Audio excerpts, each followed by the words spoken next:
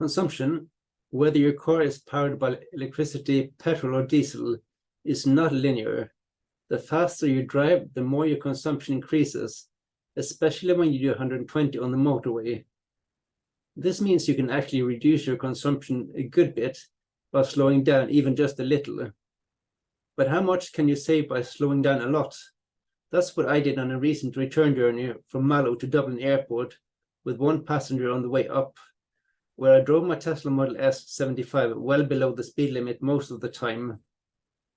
The first leg of my trip was to the Tesla supercharger in Ballacalla, 130.4 kilometers from home, where there was a queue for the petrol and diesel pumps, but not for the superchargers. About 100 kilometers of this leg was motorway driving.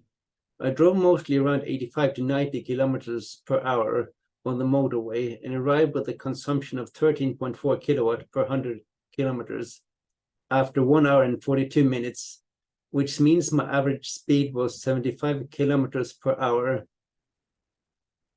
The distance from Ballacalla to Dublin Airport and back again is a little more than 250 kilometers.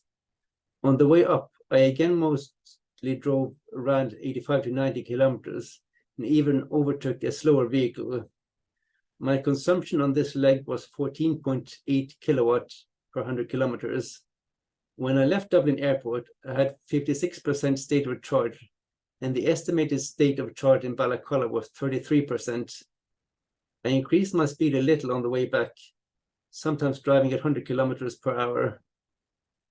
Perhaps it was because of the weather or a headwind, but I arrived in Ballacalla with 29% instead of 33%, even though it took me 1 hour and 37 minutes instead of the estimated 1 hour and 20 minutes. My consumption on this leg was 13.6 kilowatt per 100 kilometers. I left Ballacalla with 77%. The estimated state of charge upon arrival at home was 50%, which was 100% accurate. The estimated time was 1 hour and 20 minutes, but it actually took me 1 hour and 40 minutes. My consumption of this leg was 13.9 kilowatt per 100 kilometers.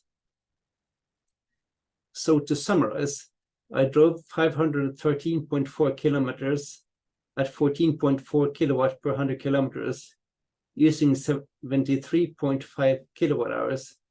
So I could almost have driven the whole journey without stopping to charge.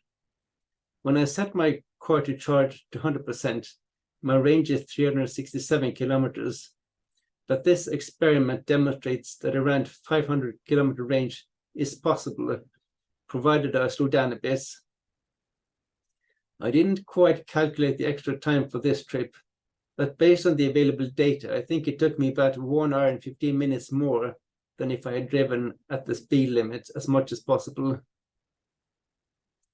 I did this trip at the end of July, when the temperature was between 15 to 18 degrees, and the weather was mostly overcast with some heavy showers in between.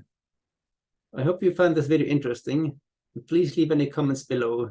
And before you go, please don't forget to subscribe and give the video a thumbs up. Bye.